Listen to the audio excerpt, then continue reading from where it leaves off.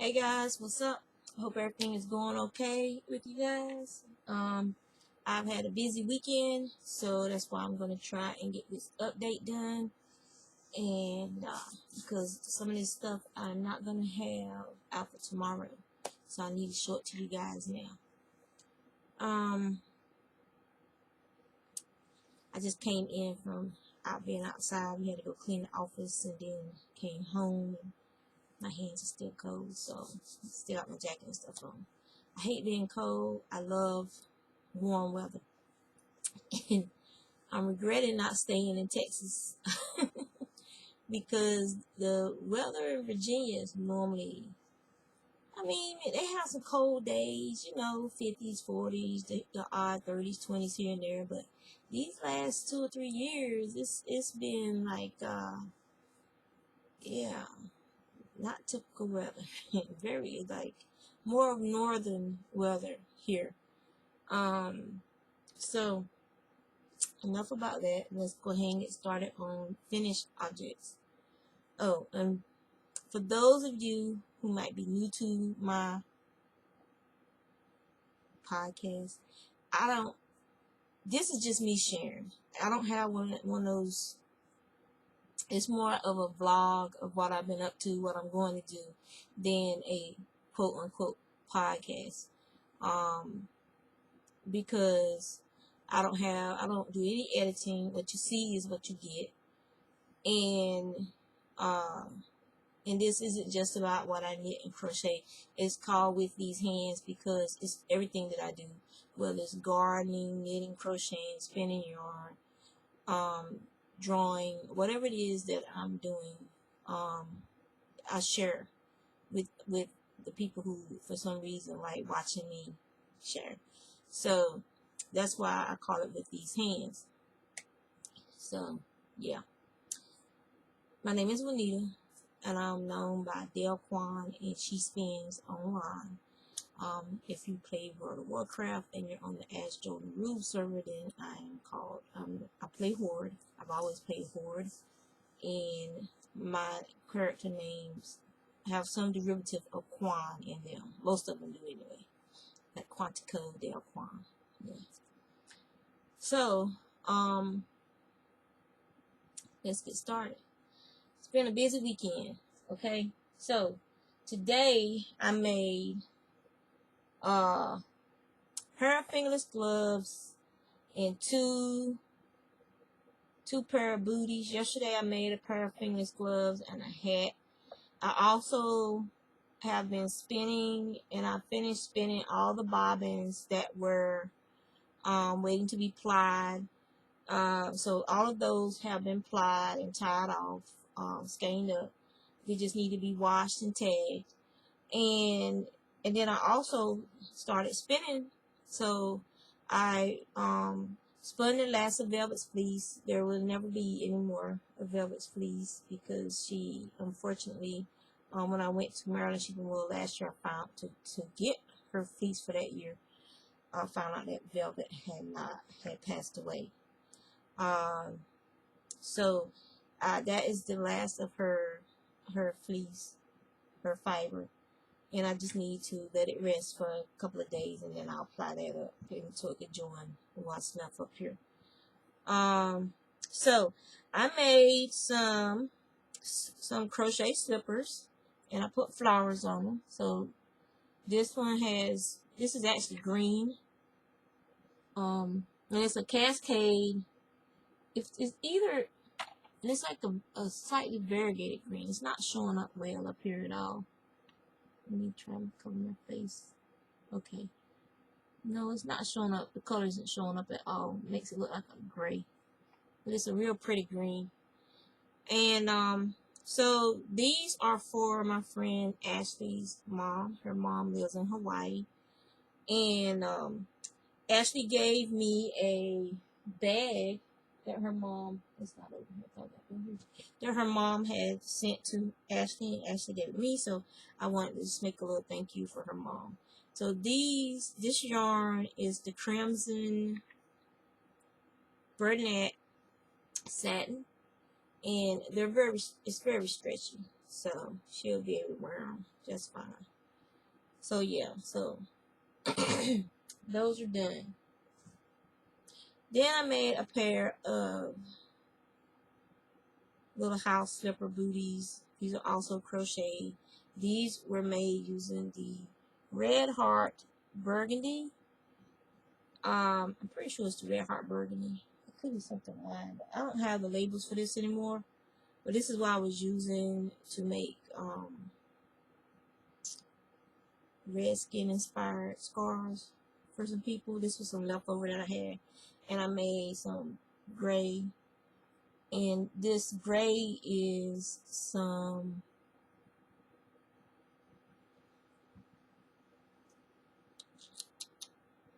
I'm not sure what it is really, because I lost a tag to it. But it made me think of because it was in like a ball form, so I'm pretty sure it's some loops and thread impeccable. I'm not 100% sure, but it's the same size skein as my loops and threads, and Vanna's is thicker than what this is, so I'm pretty sure this is a loops and thread. So these little flowers are gray, and it looks real nice on this burgundy. So that was item 2 that I did today. So then I did these fingerless gloves. It's a 1x1 rib, and then you just seam up the side and you leave a space open for your thumb. And it's very stretchy, so it's almost like a one size fits all. And I don't know how many rows I did, but I cast on 38 stitches for these. So it's 38 stitches, and you just knit 1x1 rib. Because if you do 38 stitches, you're always in with the purl. So when you turn the work to go back the other way, you always start with a knit. So it makes it very easy to just knit, purl, knit, purl, knit, purl to the end, turn it, knit, purl, knit, purl, knit, purl back. Now, if you wanted to do a seed stitch, then you will need an odd number so that you will end with a knit. So when you turn the work around, you have to start with a purl. No, you end with a knit. Yeah, you end with a knit, and when you turn the work around, you start with a purl. Okay, so these are done, and this is some Vanna's Choice. It's thicker and poofier than that gray yarn. And I know for sure that this is Vanna's. It's a real pretty light sage. I got this. That was almost the color. I got this when I was making my son some creeper stuff, but this green was too light. It wasn't dark enough for the creeper stuff you wanted. So I also have a pair of the fingerless gloves in black. I think I remember I told you guys I was going to redo the ones in black. So here they are. Same thing, 1x1 rib, very stretchy. So, you know, pretty much anyone could wear these. They will kind of conform to your hand shape. So they're attractive, very easy to do. I didn't do the thumb on these because they're going to mend, and I wasn't sure how fat their thumbs were, how big their thumbs are. So I didn't want to constrict their thumbs, so they'll be alright. They can always wear those over a pair of gloves. And the last finished item, as far as, oh yeah, these are knit. And this was some Caron Simply Soft the Black. So this is done using, this is actually purple. This is not royal blue. This is a real pretty purple, like a grape purple. And this is some of the grape sparkle from Hobby Lobby. So this is done using Encore yarn, which is a worsted acrylic blend superwash, which I love for making projects with. And I actually still have about a third of the skein from this. And I was going to do a headband with the flower on it, but I was like, I'm trying to use a lot of stash up, so I was like, I'll just make her a whole hat. It'll only take a few more minutes than what, you know. So I made this while I was in yarn for breakfast on Saturday morning. And it's a nice hat, and I hope she likes it. So yeah, and it's on her because her hair is short. It'll probably be more like a slouchy hat. My hair is coming apart. I need to, you know. So that's crochet, and this is all crochet. The brim is done using a front post rib, which is just front post all the way across for a couple of rows, and that's what the front post look like on the inside. It's rib like that. So, all right, so now spinning. So like I said, I finished plying all the yarn that was on those bobbins since, God, probably early September, if not, if not before then. So we'll start with velvet. Okay. Now, velvet was a churro cross, and her fleece is not typical of the breed. Her fleece is a lot softer. For some people, they could wear this next to skin. Some people can't. But she had oatmeal colored fleece. Almost some parts is kind of like a mort, but it's a very oatmeal colored fiber. And this fleece had a lot of veggie matter and grass and stuff in it. Ones from previous years had been processed to death. It was crinkly and crackly, and it had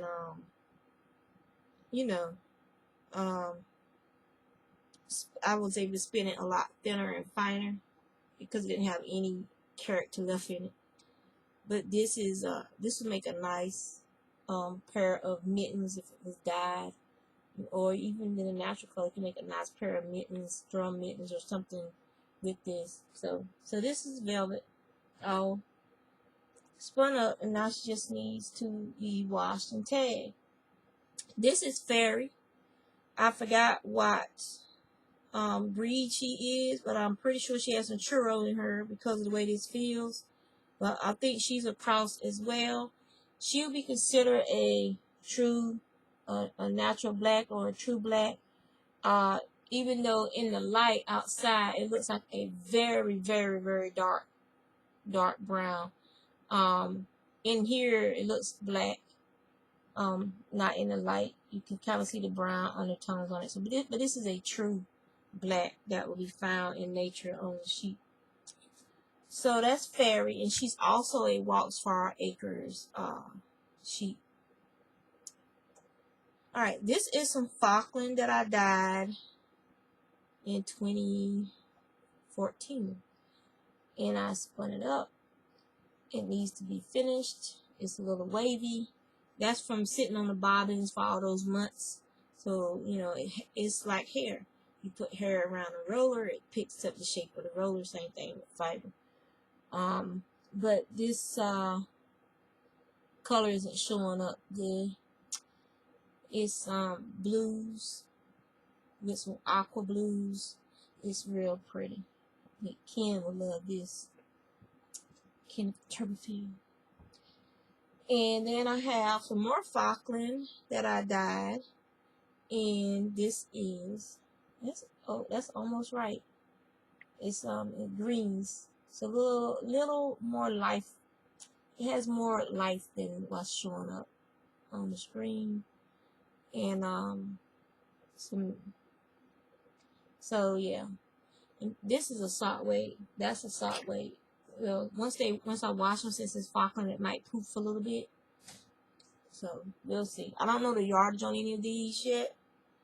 All right, so this one is okay. I'll do this one last color. I think about it. Alright, these two are remnant skeins from some bags of alpaca and wool that I got from Windswept Farms. So it has some chocolate, fawn, gray, alpaca, some gray wool. It's already very soft, and it's the colors in both of these are similar, as you can see. So I was alternating and just pulling different colors from different bags, and so I have two remnant skeins of this. You guys know I prefer natural color over dyed. I'll do natural anytime. I don't get bored with the colors that the variation of colors that the fiber comes in. Even though I do have a bunch of white fleeces that were processed, most of my fiber, if you keep even looking behind me, you can see most of my fiber is natural color, is natural, it's the natural fiber. So this is the samples that my friend Cheryl sent me from her flock, and I thought I had the flyer from her shop up here, but I guess it has moved. So her farm is in Arizona, and it's called Desert.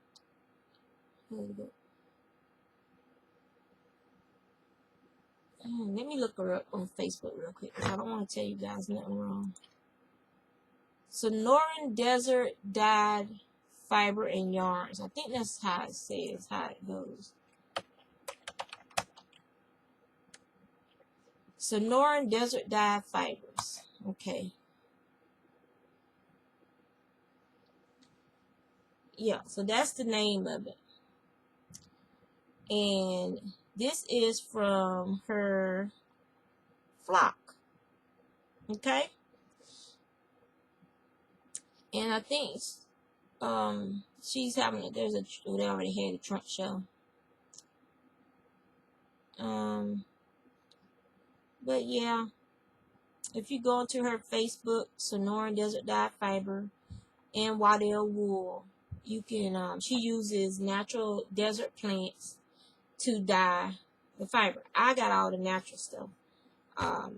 So this has some of their whites blends. It has some tencel, some mohair, a little bit of everything, and then you have the grays. I think she has some teas water in there, but it's not scratchy at all. It's soft and squishy and poofy, and this will make a nice product, whatever it's going to end up being one day.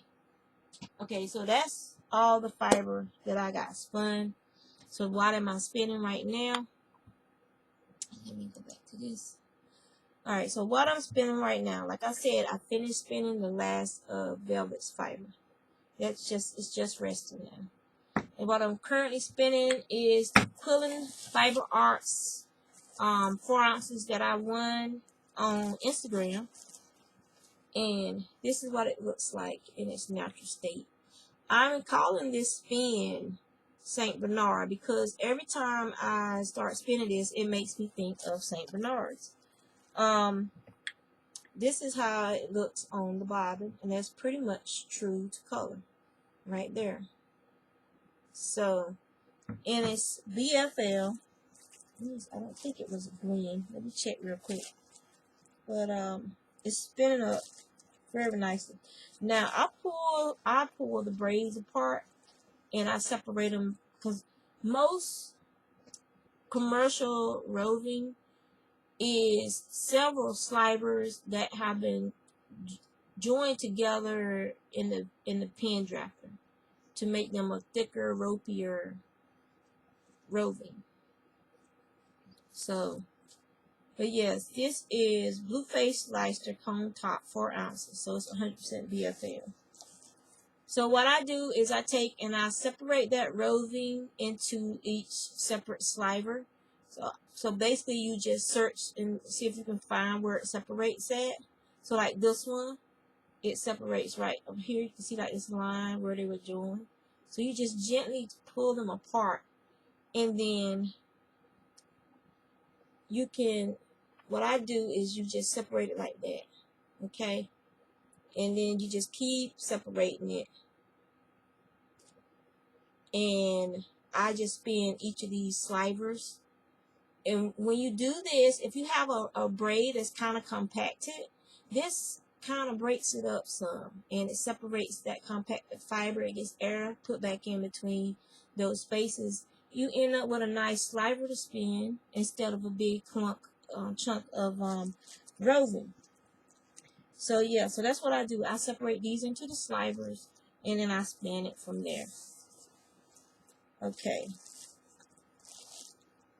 So I've already spun about, that's about 2 ounces. So I have about 2 more ounces to go.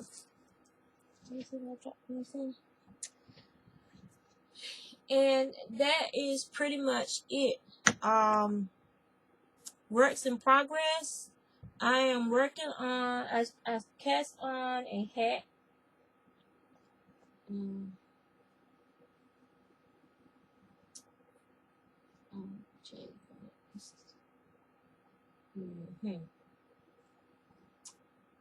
Oh, Lordy, George is 40. Here we go. Alright, so I cast on a hat. And it is going to be, this is the black portion. This fibers everywhere. I'll put my bottom back up before I drop it.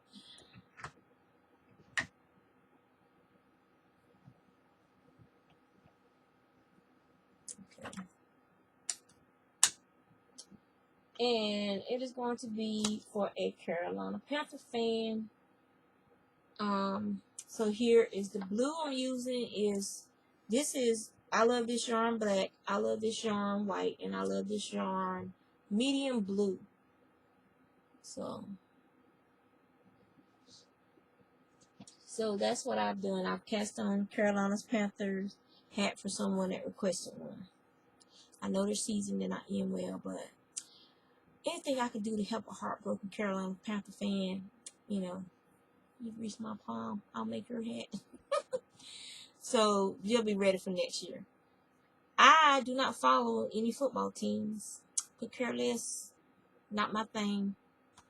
So, each to their own. I don't follow any basketball teams. I really have no interest that much in sports other than just the casual watching of it. I have no teams that I follow that are my teams. I used to be a diehard Wolfpack fan when Coach V was alive, but after Coach V died, I kind of lost interest in that too. So it is what it is. I have other hobbies that make me happy. I don't have to get attached to coaches and stuff like that and players and then they passing away or whatever. So yeah, I'll just deal with my yarn and my fiber and try not to get attached to people's sheep. Which with Walt's Far Acres, I was so used to going and getting Velvet's fiber, but no more. So I've been getting Panda's fiber the last couple of years. I've been getting her fleeces. I had her first shearing and her second shearing, and both of those were processed together. So they're up there in a bag together. And so yeah, so now that I am almost done with orders and stuff like that, apparently it's baby season and lots of people are having babies, so I've been getting requests for baby cocoons and booties, little hats, things like that. It won't take long to do it all. So I gotta do this hat, and then I have a baby cocoon that I have to do, and then a baby blanket I have to do, and then I'm pretty much done until someone requests something else. And I will be spinning in between these projects. I'm also getting ready tonight before I go to bed, I will start my next virus shawl. And it's going to be with James C. Brett. And this is lot number 1657. And the color is MC29. So this is my next virus shawl. It's going to be from this. And it has blues and purples and pinks and violets and a little bit of orangey red in there. So I have a lot that I can choose from to do the border for this one in. But it is going to be my next virus show. And I will be casting that on, not casting on, but I'll be starting that before I go to bed. And it's 8, it's only 8 o'clock and I'm yawning. Oh my God. So my next spin after I finish the BFL is going to be this bag that I got from a yard sale. Actually, it was an estate sale. And I showed this to you guys. They had wrote my name on it. They were expecting me. And this is some Lorna's laces. It's not sheep smelling at all. But I've never seen roving done by Lorna's laces. And this is 10 ounces. Yeah. Approximately 10 ounces, Dialot 7085, and it's called number 18 watercolor. My daughter does watercolors. I mean, I dabble with stuff, but I wouldn't call this watercolors. It's too dull to be watercolors. I would think this would be more on the I wouldn't call it watercolors. So yeah, so this is what I'm going to be spinning after I finish up this color fiber arch, because I'm eager to split this up and start spinning it. So, and it feels like BFL. It feels like, yeah. No, it feels. It separates. It looks kind of like Falkland. Too bad I can't give it a DNA test. But which Falkland will be a tons of different breeds in there anyway. But this reminds me a lot of the Falkland that I got from R.H. Lindsay Company, where I got the big bumper Falkland from them. And this is what this reminds me of, that big bumper fiber that I got, that I split up to dye. So yeah, it's not Romney, that's for sure, because the staple neck isn't long enough. But it sure enough feels like some it's a 100% cone wool top. Feels a lot like Falkland. Okay, so that is it for my sharing with you guys. It has been cold at night around these parts. I haven't been able to get anything pre-garden season stuff done because this weather has been stupid every weekend. Like today, it was super cold, and y'all know I hate cold, and the basement is still too cold for me to start plants down there. It's gonna be one of those years, I guess. But I will be probably planting this week, writing out in my gardening journal. I ate some tomatoes. Well, I have made this big pot of beef stew, and that's what I've been eating on over the weekend. And I had tomatoes in there, 2 cans, these real nice